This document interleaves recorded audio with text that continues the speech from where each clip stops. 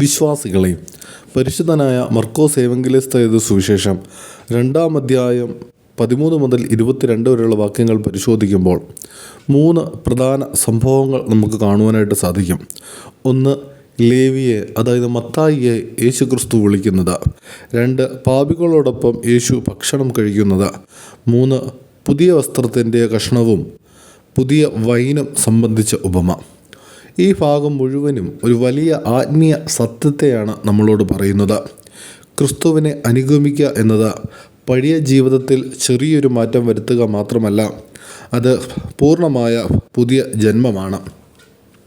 3 ചിന്തകൾ നിങ്ങളുമായിട്ട് പങ്കുവയ്ക്കാനായിട്ട് ആഗ്രഹിക്കുകയാണ്. എന്നെ അനുഗമിക്കുക എന്നുള്ള ആത്മീയ വിളി. ലേവി ഒരു ചുങ്കക്കാരനായിരുന്നു. സമൂഹം അവനെ പാപിയായി കണ്ടിരുന്നു.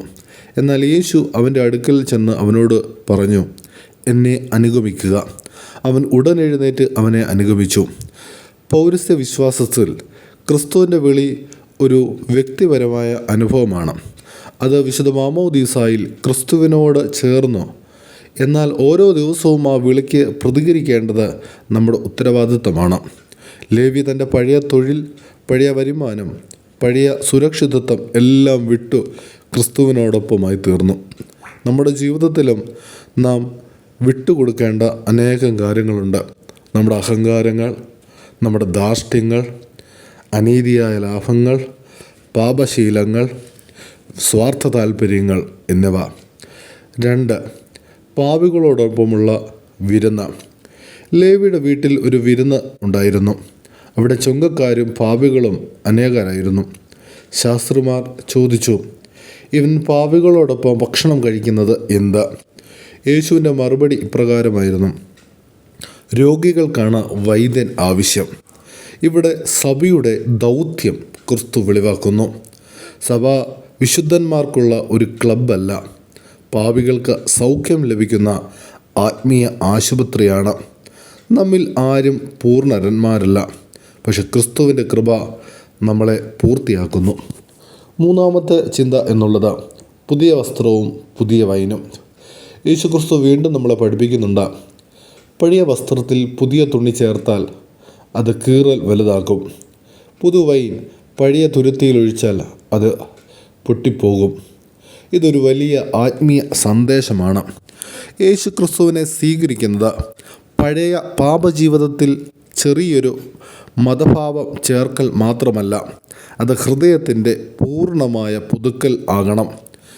പൗരസ്ത്യ ആത്മീയ ജീവിതത്തിൽ ഉപവാസം, പ്രാർത്ഥന, കുമ്പസാരം ഇവയെല്ലാം ഹൃദയം പുതുക്കാനുള്ള മാർഗങ്ങളാണ്. വിശ്വാസം ഒരു അലങ്കാരമല്ല, അത് മുഴുവൻ ജീവിതത്തെ മാറ്റുന്ന ശക്തിയാണ്. 4 ഉൾക്കാഴ്ചകൾ നിങ്ങളുമായിട്ട് പങ്കുവയ്ക്കുകയാണ്. 1, വിശുദ്ധ കുമ്പസാരം.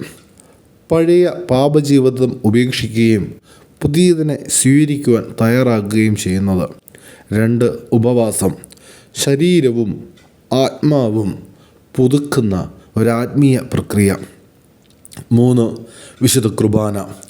പുതുവൈൻ പോലുള്ള ദൈവിക കൃപയുടെ അനുഭവത്തെ സ്വായത്തമാക്കൽ. 4, സഹവാസം. സഭയിൽ സഭാവിശ്വാസികളോടൊപ്പം കൂട്ടമായുള്ള കൂട്ടായ്മ ആചരിക്കൽ. പ്രിയ സഹോദരീ സഹോദരങ്ങളെ, ക്രിസ്തു ഇന്നും നമ്മളോട് പറയുന്നു, ഫോളോ മീ, എന്നെ അനുഗമിക്കുക. അവൻ നമ്മെ വിളിക്കുന്നു പഴയ ജീവിതം വിട്ട് പുതിയ ജീവിതത്തിലേക്ക്. അവൻ നമ്മുടെ വീടുകളിലും വിരുന്നുണ്ടാക്കുവാൻ ആഗ്രഹിക്കുന്നു.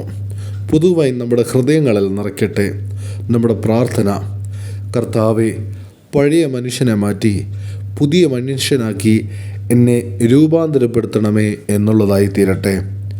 ദൈവം എല്ലാവരെയും അനുഗ്രഹിക്കട്ടെ.